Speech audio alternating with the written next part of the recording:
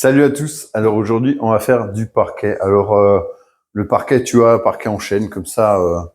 Quand ça vient de Chine, c'est vachement moins cher. Ça vaut, je sais pas, 60 balles le mètre carré environ. Donc notre chaîne à nous, il part d'ici, il va en Chine, il se fait transformer, il revient en parquet. Et tu le payes presque moins cher que le bois. Alors voilà, 60 balles, on va pas se faire chier, on va l'acheter. Non, allez, je déconne. Allez, vous connaissez pas ma femme, hein. Donc mon parquet, voilà, on va partir de chêne déclassé. Donc ça c'est du chêne que j'achetais, tu vois, qui est déclassé, qui a un petit peu toutes les largeurs, la qualité. Bon, je les ai déjà recoupés, hein. C'est des gros paquets que j'achetais là. La qualité c'est plutôt moyen, mais c'est ce que ma femme elle aime, avoir un petit peu d'aubier dedans, avoir des nœuds, des choses pas trop régulières. Donc, première étape, tu vois, je me suis fixé en fonction de ce que j'avais, plusieurs largeurs. Donc, à gauche, mes largeurs finies, à droite, mes largeurs brutes, avant la rainure et la languette. Et donc, on va faire 6-7 largeurs, avec la contrainte d'avoir toujours des multiples de 7, puisque ma pièce fait 7 mètres de largeur. Alors, première étape, on va commencer par le débit. Je débite tout. Je vais prendre une petite surcote, hein, puisque je le fais assis à format. Et j'ai mis une lame universelle, donc je vais pas avoir beaucoup à reprendre à la raboteuse. Je vais prendre une surcote de 3 mm, histoire d'économiser un maximum de bois.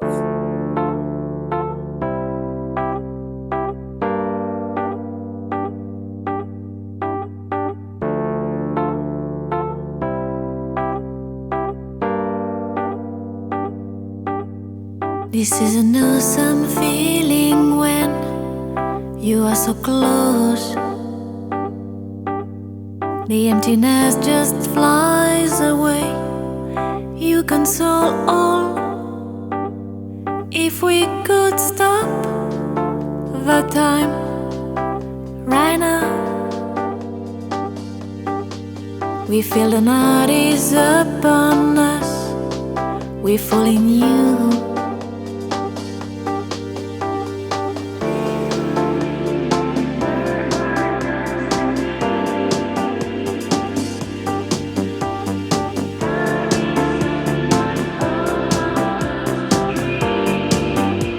J'ai débité, corroyé une trentaine de mètres carrés, il y en a encore un petit peu de chêne là pour faire ce parquet. Maintenant je vais attaquer mes rainures et mes languettes. Alors tu vois, sur certains il me reste un petit peu de flash, mais je peux pas redescendre en dessous. Si je redescends en dessous de mon épaisseur, je vais plus coller avec le reste de mon parquet. J'ai quand même acheté, je vais acheter quelques lames en 180 parce que j'arrive pas à faire du large là avec ce que j'avais. Le bois est pas de suffisamment bonne qualité pour faire du 180 de large, donc je me suis arrêté au plus large à 140. Et puis donc ça je vais le faire à la toupie. Je vais te montrer ça avec le porte-outil universel. Et voilà, donc après bien sûr tu vas privilégier, tu vois par exemple ici je vais faire ma languette puisque ça va me bouffer mon flash là. Et puis de l'autre côté, je ferai ma rainure forcément. Ce que je voulais te montrer aussi, c'est que tu vois, par exemple, celui-ci en dessous est pas parfait, mais c'est pas grave. Moi, pour mon parquet, il y a une seule face qui m'intéresse. C'est vraiment mon type de guide préféré parce qu'en fait, tu peux mettre ce que tu as envie dessus. Là, tu vois, je suis obligé d'avoir une grosse ouverture de table parce que mon outil ne passe pas dans le cercle précédent. Et en plus, tu vois, il a un gros diamètre, donc il va falloir que je me protège un maximum. Et là, tu vois, l'ouverture, avec ce type de barrette là, tu mets ce que tu veux. Soit tu mets les barrettes qui te sont fournies avec l'origine, hein, donc je pourrais en additionner comme ça, un petit peu comme sur un Egner. Ou soit tu prends des bouts de contreplaqué et tu crées tes ouvertures vraiment par rapport à ce que tu as besoin. Et là, c'est ce que j'ai fait, hein, c'est pour avoir vraiment le minimum d'ouverture et donc le maximum d'appui au passage de mon bois, tu vois. Voilà. Donc là, j'ai moins de chances d'avoir une entrée de mon bois dans le puits. Imagine bien que malgré l'entraîneur, il ne pourra pas rentrer. Bien sûr, là, il faudra faire attention quand même parce que j'aurai pas de guide continu sur le dessus ou sur le dessous. Bien que je pourrais peut-être me rajouter une petite barrette, c'est ce que je vais faire. Lorsque tu as un entraîneur, n'hésite surtout pas à l'utiliser, hein, même pour des toutes petites séries. Là, j'ai pas mal de bois, c'est une chose, mais même pour des toutes petites séries. Regarde voir.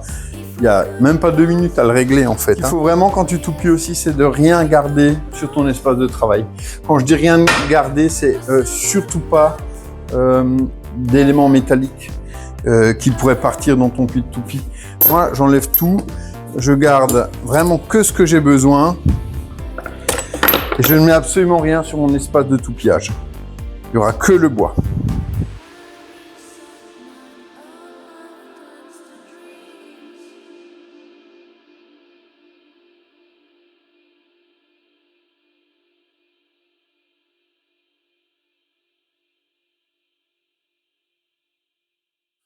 Donc, tu vois, là, on a la première partie, la languette.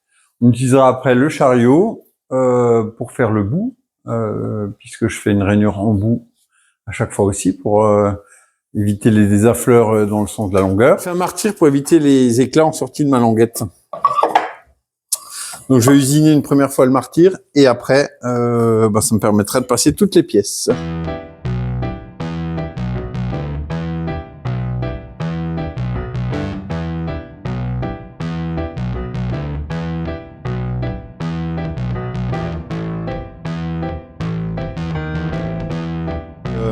Je vais profiter du changement de fer pour te montrer comment ça se passe et comment ça se compose. Donc, sur les porte-outils comme ça universels, en tout cas ceux qui sont aux normes, il y a toujours un fer et un contre-fer. Le fer, c'est celui qui est tranchant. Et le contre-fer, c'est celui qui va te limiter la profondeur de passe. En fait.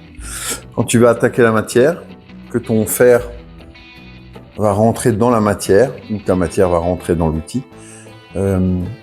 Si tu n'avais pas ce contre-fer, tu aurais une passe qui pourrait en tout cas être excessive et engendrer un rejet. Hein, ton bois, tu comprends bien que s'il arrive ici, là, il ne peut pas percuter le fer de front, quoi. Il est obligé de se limiter à l'épaisseur de ce fer. Si je venais attaquer directement là, eh ben, le bois pourrait être rejeté et ça pourrait être dangereux, bien sûr, puisque tu as le bois qui part en arrière. Malgré l'entraîneur, hein, ça ne suffira pas à l'arrêter. Et donc derrière, celui qui est derrière ou celui qui est à côté, ou si tu as la main derrière, eh ben, c'est l'accident assuré. Mon fer et mon contre-fer, ils sont tenus par ce bloc-là, qui vient à l'aide des 2 vis qui sont ici, pousser et plaquer les 2 plaquettes contre les bords de l'outil. Là, tu dévisses simplement cette partie qui vient coincer tes 2 fers. Cette partie sort. Et du coup, libérer le contre-fer et le fer, normalement.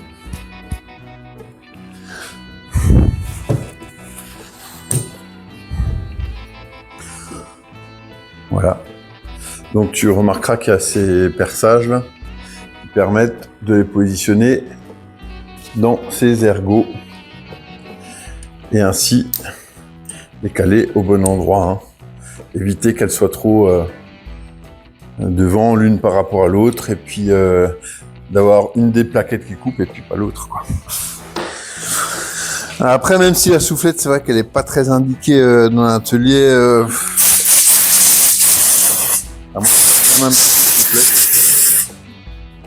Mais c'est vrai que tu pourrais utiliser un pinceau avec du diluant. Si j'en avais, je pense que c'est ce que je ferais. Je passe un petit coup de pinceau pour enlever toutes les poussières et pouvoir remettre les cales et les fers et contrefers correctement. Hein. Donc là, du coup, je vais passer sur les fers à rainure. Donc là, tu as le fer et le contrefer. Donc le contrefer n'a même pas tout à fait la même forme, mais il va quand même limiter la passe. Et puis, on va pouvoir attaquer du coup sur les rainures. Bien sûr, je pourrais utiliser de la fraise à rainurer aussi, plutôt que de changer l'outil. Mais c'est l'outil, enfin c'est la copine de la paire de plaquettes pour faire les languettes. Donc autant l'utiliser. Donc mon outil toujours posé sur un support en bois, jamais sur du métal. Et puis tu vois, moi j'ai un arbre de 30, mon outil c'est un alésage 50. Donc j'utilise ces bagues.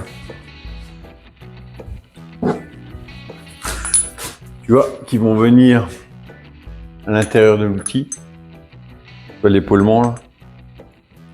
Pour pouvoir le centrer sur un arbre de 30. Hein.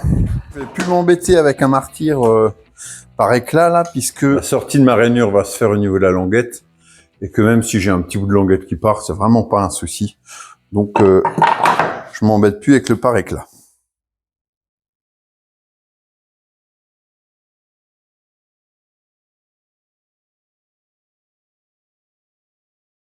Pour faire mes deux chanfreins. Donc les chanfreins gauche et droite là sur la longueur, je vais les faire à tout pied avec l'entraîneur, ça va aller bien. J'ai pas d'outil à 45, donc du coup je vais utiliser mon outil à feuillurer que j'incline à 45 degrés. Et puis pour le petit tronçonnage là à 45 degrés, ça je vais le faire à la scie à format avec la lame. J'aurai moins d'éclat qu'en le faisant à la toupie et ça va être plus facile.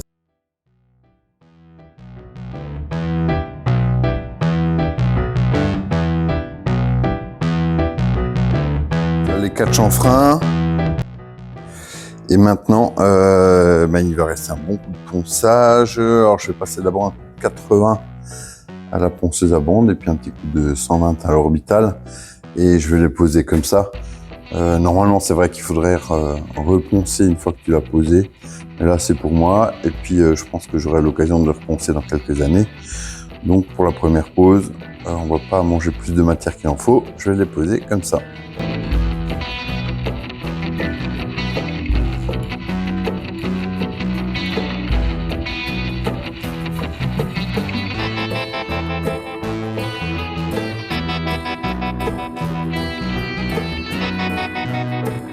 Alors tu vois, l'idée c'est ça en fait, hein. L'idée des 4 chanfreins, c'est que tu aies quelque chose qui soit quand même bien plat, tu n'as pas tes pieds qui viennent buter dedans.